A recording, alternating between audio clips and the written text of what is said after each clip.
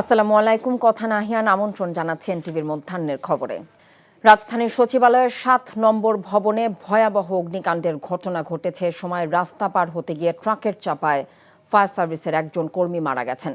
এছাড়া আগুন নেভাতে গিয়ে আরও 2 জন আহত হয়েছেন। অগ্নিকাণ্ডের কারণ অনুসন্ধানে উচ্চ পর্যায়ের কমিটি গঠন করার কথা জানিয়েছেন স্বরাষ্ট্র উপদেষ্টা। নূর হোসেনের রিপোর্ট।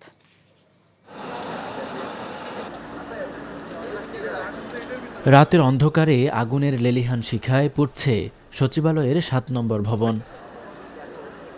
দ্রুত আগুন ছড়িয়ে পড়ে পুরো ভবনে।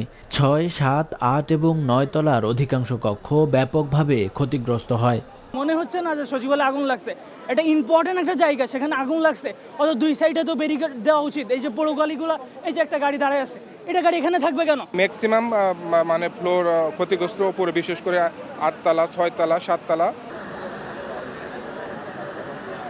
আগুন নেভাতে ঘটনাস্থলে হাজির হয় ফায়ার সার্ভিসের ১৯টি ইউনিট।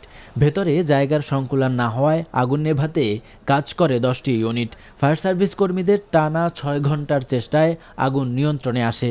এখানে ১৯টা ইউনিট নিয়োজিত করা হয়েছে, বাট এর মধ্যে আপনার 10টা ইউনিট ফিজিক্যালি কাজ করেছে, কারণ এখানে গাড়ি প্রবেশে কিছু সীমাবদ্ধতা আছে।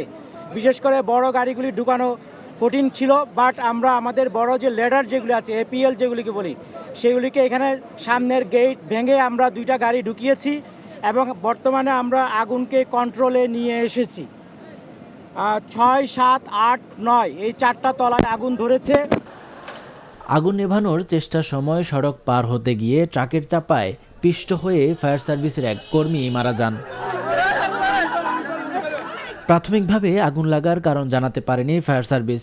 তবে ঘটনাস্থল পরিদর্শন করে উচ্চ পর্যায়ের কমিটি গঠনের কথা জানিয়েছেন স্বরাষ্ট্র উপদেষ্টা। পুরা সার্চ করার পরে কোনো কিছু পাওয়া যায় কিনা আমরা আপনাদের জানাতে পারব। আর এটার ব্যাপারে আমরা একটা তদন্ত কমিটি গঠন করে দিচ্ছি। ক্যাবিনেট সেক্রেটারি অলরেডি ইনস্ট্রাকশন দেওয়া হয়েছে, হোম সেক্রেটারি অলরেডি ইনস্ট্রাকশন দেওয়া হয়েছে একটা তদন্ত কমিটি, হাই পাওয়ার একটা তদন্ত কমিটি করে দেওয়ার জন্য। কমিটি কত সদস্য হইতে 5 জন হতে পারে, 7 জন হতে পারে, 9 জন হতে পারে, 11 জন হতে পারে। এই মুহূর্তে তো আমরা পরে আপনাদের জানাই দিতে পারবো। ক্ষতিগ্রস্ত ভবনটিতে থাকা মন্ত্রণালয়গুলোর দাপ্তরিক কাজ বন্ধ রয়েছে। কর্মকর্তা কর্মচারীদের ভেতরে প্রবেশ করতে দেয়া হচ্ছে না। নূর হোসেন, এনটিভি নিউজ, ঢাকা। দর্শক, সচিবালয়ের আরও খবর জানতে যাচ্ছি স্পেশাল করেসপন্ডেন্ট রোকন উদ্দিনের কাছে। রোকন, সচিবালয়ের এই মুহূর্তের কর্মকাণ্ড এবং আগুনে ক্ষয়ক্ষতির পরিমাণ সম্পর্কে কোনো কিছু জানতে পেরেছেন কিনা? কথা এই মুহূর্তের কর্মকাণ্ড যদি বলি তাহলে সচিবালয়ের এখন একটি গেট খুলে দেওয়া হয়েছে আরও ঘণ্টাখানিক আগে। সেখান দিয়ে আসলে আমরা দেখেছি কর্মকর্তা কর্মচারী যারা আছেন তাদের কার্ড দেখে প্রবেশ করতে দেওয়া হচ্ছে। তবে সাংবাদিক যারা আছেন বা গণমাধ্যম কর্মী তাদের কাউকেই প্রবেশ করতে দেওয়া হচ্ছে না এখন পর্যন্ত। আর আমরা যতটুকু জানতে পেরেছি এখানে প্রধান উপদেষ্টা ডক্টর মোহাম্মদ ইউনূস তিনি হয়তো আসবেন, এটি আমরা আসলে নিশ্চিত হতে পারিনি, কারণ কোনো কর্মকর্তা যারা আছেন তারা আসলে আমাদের কেউ ফোন ধরেননি। তবে গেটে যারা দায়িত্ব পালন করছেন এখনও তারা বলছেন যে প্রধান উপদেষ্টা ডক্টর মোহাম্মদ ইউনূস এখানে আসবেন বলে তারা শুনতে পেরেছেন, এই জন্য গণমাধ্যম কর্মীদের প্রবেশ করতে দেওয়া হচ্ছে না। তিনি চলে যাওয়ার পরে গণমাধ্যম কর্মীরা প্রবেশ করতে পারবেন, এটি তারা বলেছেন।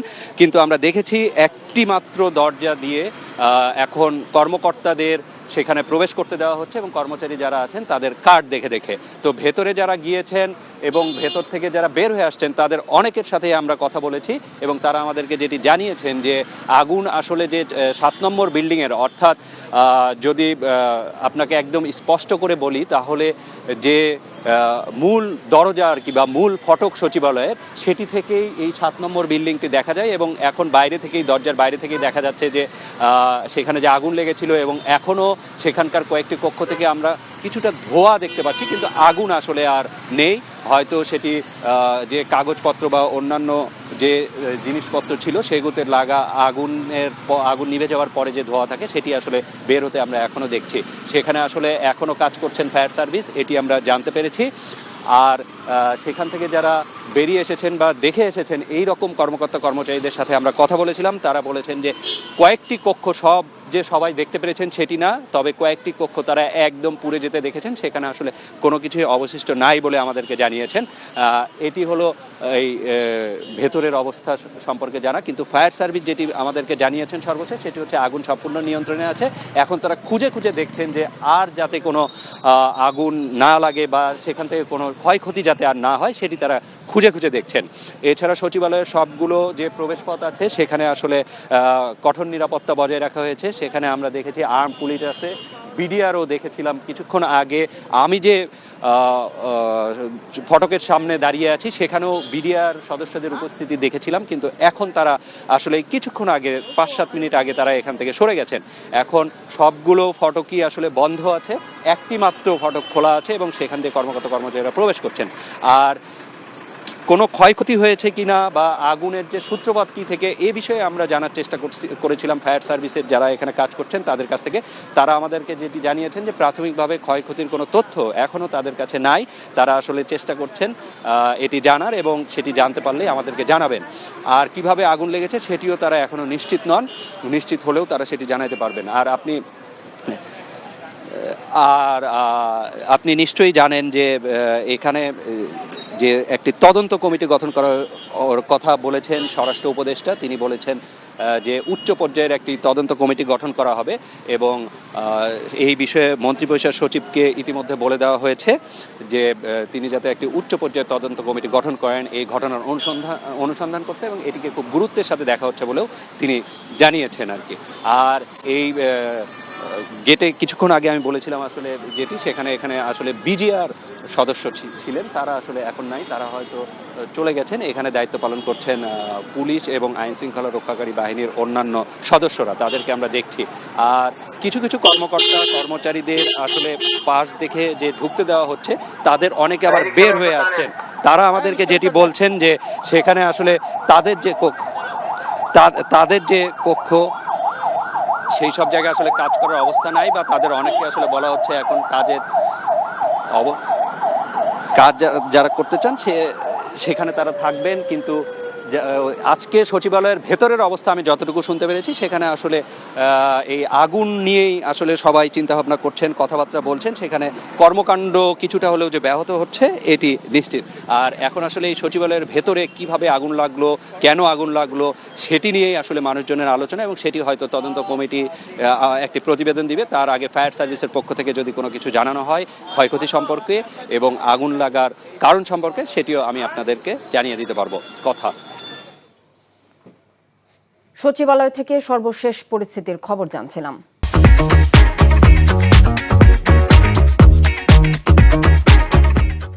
ফোলানো ফাঁপানো অর্থনীতি যেন মুখ থুবড়ে পড়ে জুলাই বিপ্লবের পরপর। উন্নয়নের বয়ানের আড়ালে পাচারের পাশাপাশি ব্যাংক ও আর্থিক খাতের ভয়াবহ চিত্র উঠে আসে জাতির সামনে। ভঙ্গুর সেই অর্থনীতিকে এখন টেনে তোলার চেষ্টায় ব্যস্ত অন্তর্বর্তী সরকার। সংস্কারের পাশাপাশি সামষ্টিক অর্থনৈতিক স্থিতিশীলতা নিশ্চিতের চেষ্টা চলছে জোরে সোরে। তবে মূল্যস্ফীতির অঙ্কটা এখনো দৌড়াচ্ছে পাগলা ঘোড়ার মতো। তাই নিত্যপণ্যের বাজারে সাধারণ মানুষকে স্বস্তি দেওয়ার পাশাপাশি আইন শৃঙ্খলা পরিস্থিতি ঠিক করে ব্যবসা বান্ধব পরিবেশ নিশ্চিত করাটা এখন অনেক বড় চ্যালেঞ্জ সরকারের সামনে। বিদায় বছরের অর্থনীতির গতি প্রকৃতি জানাচ্ছেন হাসানুল শাওন।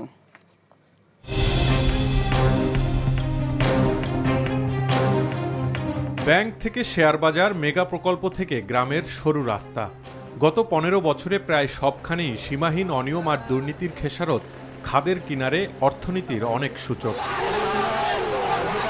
এমন এক বাস্তবতায় ছাত্র জনতার জুলাই বিপ্লব আর 5 আগস্ট পরবর্তী সময়ে আর্থিক খাতে নানা চ্যালেঞ্জের মুখোমুখি অন্তর্বর্তী সরকার। সবচেয়ে বড় সমস্যা হলো আমাদের প্রুডেন্সিয়াল নর্ম আর ম্যানেজমেন্ট নর্ম পরিপালন করে না। পতিত আওয়ামী লীগ সরকারের শাসনামলে আর্থিক খাতের অনিয়ম দুর্নীতি বের করতে গঠন হয় শ্বেতপত্র প্রণয়ন কমিটি, যার রিপোর্টে উঠে আসে আঁতকে ওঠার মতো সব তথ্য। শ্বেতপত্রের তথ্য মতে গত 15 বছরে দেশে চোরতন্ত্র কায়েম করে অন্তত 28 লাখ কোটি টাকা পাচার করা হয়েছে। সেক্ষেত্রে সবচেয়ে বেশি লুট বা দুর্নীতি হয়েছে ব্যাংক, অবকাঠামো এবং বিদ্যুৎ খাতে, আর উন্নয়ন প্রকল্পের 40% তছরূপ হয়েছে। আগামী দিনে এই রকম পরিস্থিতিকে যদি আমরা আটকাতে চাই, যদি আমরা এর পুনরাবৃত্তি না চাই, তাহলে রাজনীতিবিদ, আমলা এবং ব্যবসায়ী এই তিন ক্ষেত্রেই আমাদের জবাবদিহিতা শক্তিশালী করতে হবে। এই তিন ক্ষেত্রেই আমার স্বচ্ছতার ক্ষেত্রে অগ্রগতি আনতে হবে। বিদ্যমান চ্যালেঞ্জগুলো মাথায় নিয়েই আর্থিক খাতের সংস্কারে কাজ করছে অন্তর্বর্তী সরকার। সেক্ষেত্রে দায়িত্ব নেওয়ার পর নতুন governor doctor Ahsan S Mansur জানান 10টির মতো ব্যাংক দেউলিয়া হওয়ার পথে। অনেক ব্যাংক দেউলিয়া হয়ে আছে, কিন্তু আমরা কাস্টমারের স্বার্থ রক্ষা করব। ব্যাংকগুলোতে দেখা যায় নতুন সংকট, দুর্বল ব্যাংকগুলোর অনেক শাখায় নগদ টাকার লেনদেনও বন্ধ হয়ে যায়। দুশ্চিন্তাগ্রস্ত গ্রাহকদের আস্থা ফেরাতে আর ব্যাংকগুলোকে বাঁচাতে বিশেষ নজরদারির পাশাপাশি নেওয়া হয় তারল্য সংকট কাটানোর নানা উদ্যোগ।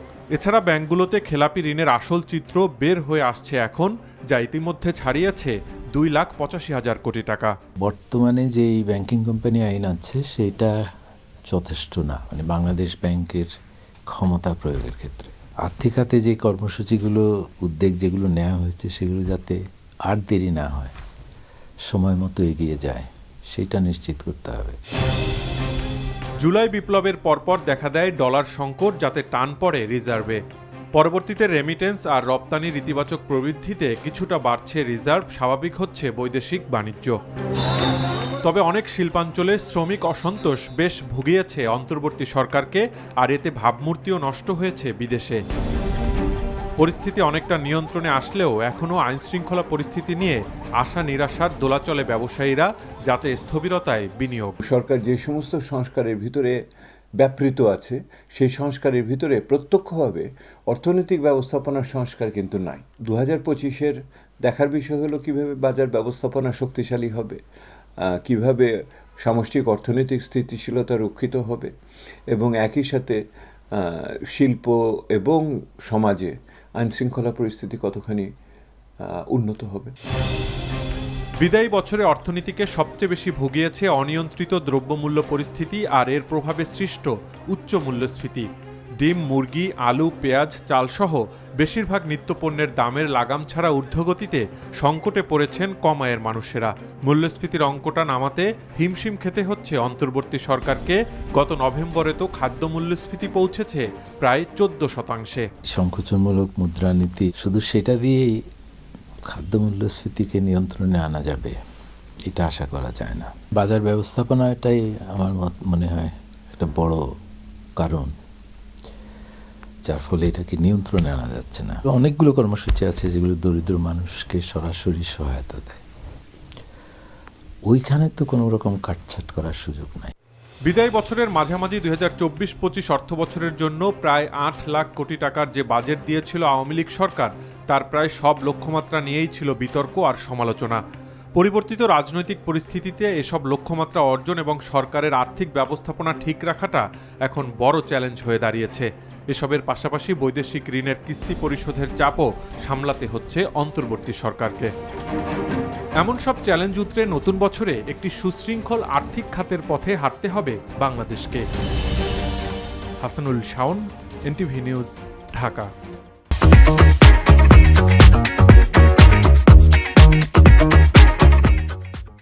এবারে খেলার খবর, ক্রিকেট। মাশরাফি বিন মুর্তজার খেলা নিয়ে শঙ্কা থাকলেও বাকি ক্রিকেটারদের নিয়েই ফাইনালে ওঠার প্রত্যাশা সিলেট স্ট্রাইকার্সের। 12 বছর পেরিয়ে গেলেও বিপিএল এর মান এখনও আন্তর্জাতিক মানের করতে না হওয়ায় হতাশা প্রকাশ করেছেন দলটির চেয়ারম্যান মাহিন মাঝার। তবে শুধু বিপিএল এর শিরোপা জয় নয়, দেশের খেলাধুলায় উন্নয়নেও অবদান রাখতে চায় ফ্র্যাঞ্চাইজিটি। মমিনুর রিপনের রিপোর্ট। 2023 সালে নাম বদলে সিলেট স্ট্রাইকার্স হিসেবে এসে ফাইনালে উঠে চমকে দেখিয়েছিল ফ্র্যাঞ্চাইজিটি। শিরোপা না জিতলেও দলের পারফরমেন্স মুগ্ধ করেছিল ভক্তদের। তবে পরের আসরেই দাঁড়াতে পারেনি দলটি। 6ষ্ঠ স্থানে থেকে প্রতিযোগিতা শেষ করেন তারা। এবার স্থানীয় ক্রিকেটার জাকের আলী, জাতীয় দলের পেসার তানজিম সাকিবদের মতো তরুণদের নিয়ে দল গড়েছে সিলেট স্ট্রাইকার্স। সাথে রয়েছেন বিদেশি হার্ড হিটাররা। তাই এবার ফাইনালের লক্ষ্য নিয়ে টুর্নামেন্ট শুরু করবে 2023 সালের রানার্স আপরা। এছাড়া দর্শকদের সাথেও সম্পৃক্ত থাকতে চায় ফ্র্যাঞ্চাইজিটি। ফাইনালের জন্য যেভাবে টিমটাকে গোছানো দরকার ছিল আমরা সেভাবে গোছাতে পেরেছি। তার ভিত্তিতে মনে হয় যে প্রাথমিক যে উদ্দেশ্যটা ছিল এটা সফল হয়েছে আফটার দ্য ড্রাফট। বিপিএলে দল নিয়ে আর্থিকভাবে লাভবান হতে পারে না কোনো ফ্র্যাঞ্চাইজি, তাই এই টুর্নামেন্টে লভ্যাংশ শেয়ার মডেল থাকাটা গুরুত্বপূর্ণ হিসেবে দেখছেন স্ট্রাইকার্সের চেয়ারম্যান। অন্যান্য যেই ফ্র্যাঞ্চাইজি মডেলগুলো চলছে এবং প্রিভেল করছে তার আলোকে কিন্তু আমাদের বিপিএল মডেলটাকে সাজানো উচিত।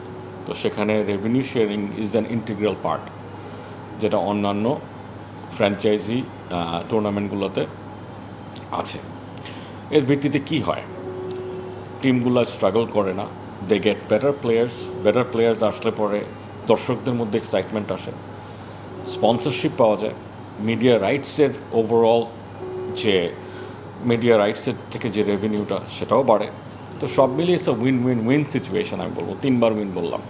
মাশরাফিকে শেষ পর্যন্ত মাঠে না পেলেও তাকে দলের পরামর্শক হিসেবে রাখতে চায় ফ্র্যাঞ্চাইজিটি। Mominur Ripon, NTV news, Dhaka. এ ছিল মধ্যাহ্নের খবরের ভিডিও সহ আপডেট জানতে ভিজিট করুন এনটিভি অনলাইন www.ntvbd.com।